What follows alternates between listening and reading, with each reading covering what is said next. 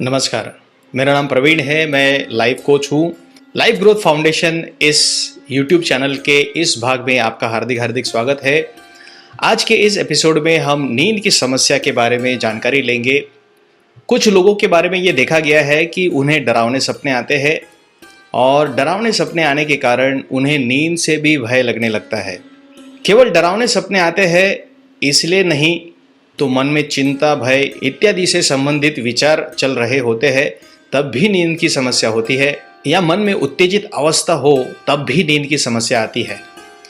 जैसे कि कल कोई महत्वपूर्ण मीटिंग है, कोई इंटरव्यू है, किसी से मिलने जाना है, इस प्रकार की स्थिति में भी मन उत्तेजित रहता है और उसकी वजह से नींद नहीं आती।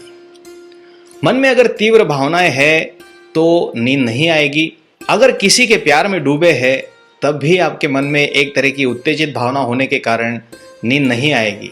ये जो उत्तेजित अवस्था है जो किसी भी कारणवश हो सकती है, उसकी वजह से नींद के लिए आवश्यक जो केमिकल्स अपने ब्रेन में बनने चाहिए वो निर्माण नहीं होते, वो बनते नहीं है। और नींद के लिए आवश्यक केमिकल्स की कमी के कारण शरीर में एक तरह की उत्तेजित अवस्था जो है वो बनी रहती है। एक प्रकार का सिग्नल अपने शरीर में जाता है जो नींद आने से रोकता है। जब मन में उत्तेजित भावना है तो अपने ब्रेन में डोपामाइन नाम का केमिकल बनता है। जब मन में उत्साह है तब ब्रेन में सेरोटोनिन नाम का केमिकल बनता है। और अगर ये दोनों केमिकल अपने ब्रेन में अधिक मात्रा में मौजूद है तो निश्चित रूप से आपको नींद बिल्कुल नहीं आएगी। इसके विपरीत अगर उत्साह की कमी है या फिर उदासीनता वाली भावना है, मतलब डोपामाइन की मात्रा कम होने लगी है, तो नींद आने लगती है। सेरोटोनिन के विपरीत मेलाटोनिन नाम का एक केमिकल है जो ब्रेन में पाया जाता है और ये केमिकल अधिक मात्रा में जब हो जाता है तब नींद आने लगती है। और ये मेलाटोनिन नाम का केमिकल सेरोटोनिन की तरह ही प्रकाश से संबंधित है। जब प्रकाश की मात्रा बहुत ज़्यादा हो जाती है तब सेरोटोनिन नाम का केमिकल बनने लगता है, और जब प्रकाश धीमे होने लगता है या फिर कम होने लगता है तो मेलाटोनिन नाम का ये केमिकल जो है ये बनने लगता है। और इसीलिए नींद की क्वालिटी सुधरने के लिए, अच्छी नींद आने के लिए हमें नींद से पहले कुछ समय प्रकाश की जो मात्रा है, जो लाइट की इंटेंसिटी है, इसे कम करना बहुत ज़्यादा ज़रूरी है। और नींद से पहले थोड़ा समय धीमे प्रकाश में गुजारना बहुत ज़्यादा ज़रूरी है। हम सभी जानते हैं कि हमारे शरीर की भी एक घड़ी होती है, इसे बायोलॉजिकल क्लॉक भी कहा जाता है। और ये मेलाटोनिन नाम का जो केमिकल है दोस्तों, यही केमिकल इसको नियंत्रित करता है। ये बायोलॉजिकल क्लॉक प्रकाश से संबंधित है। अपने आसपास प्रकाश की मात्रा अगर कम होने लगी तो शरीर में मेलाटोनिन बनना शुरू हो जाता है।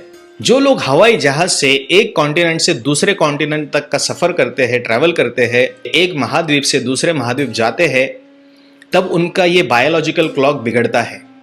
जिस समय वो हवाई जहाज में बैठते हैं उस समय इस महाद्वीप में दिन होता है। 12 से अधिक घंटे का जब ये प्रवास करते हैं, तब प्रवास करने के बाद दूसरे महाद्वीप में जब ये पहुंचते हैं वहाँ भी दिन ही होता है। तब इनके शरीर का बायोलॉजिकल क्लॉक बिगड़ जाता है, जिसे हम जेट लैग भी कहते हैं। ये जेट लैग कम करने के लिए कभी कभी दवाई लेनी पड़ती है, मगर हमेशा दवाई लेना उचित नहीं होता। ये मेलाटोनिन अपने शरीर में बिना किसी दवाई के नैसर्गिक रूप से भी बनता है। थोड़े समय के लिए अपने आसपास का जो प्रकाश है, उसकी जो इंटेंसिटी है, उसे अगर हम लोग धीमी कर ले, कम कर ले, तो मेलाटोनिन अपने आप नैसर्गिक रूप से अपने शरीर में बनना शुरू हो जाता है।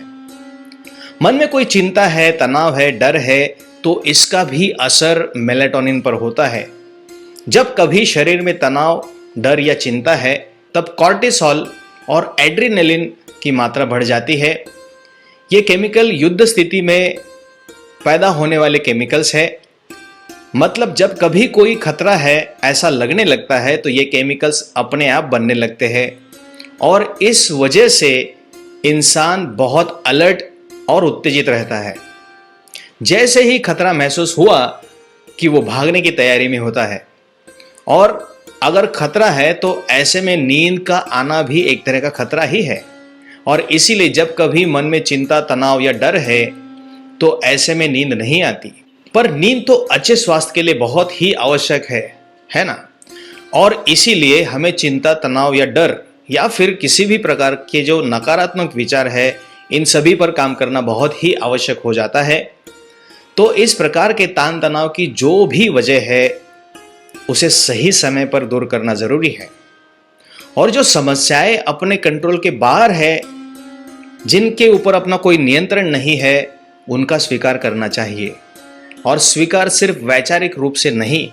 तो इस प्रकार के तनाव की वजह से शरीर में बहुत सारे बदलाव आते हैं, बहुत सारी विविध प्रकार की संवेदनाएं प्रकट होती है।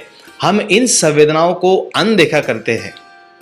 तो जब जब मन में अस्वस्थ करने वाली भावनाएं है, चिंता है, तनाव है, नकारात्मक विचार है, तब तब शरीर में हो रहे बदलाव को जानने की कोशिश करें। शरीर में जो कुछ भी हो रहा है उसका स्वीकार करें, तो तनाव, चिंता, डर, इनका भी जो प्रमाण है वो धीरे धीरे कम होने लगता है। और इसीलिए तनाव, चिंता, डर की वजह से नींद नहीं आ रही है तो ये उपाय करें। इसका अभ्यास निरंतर करना जरूरी है दोस्तों।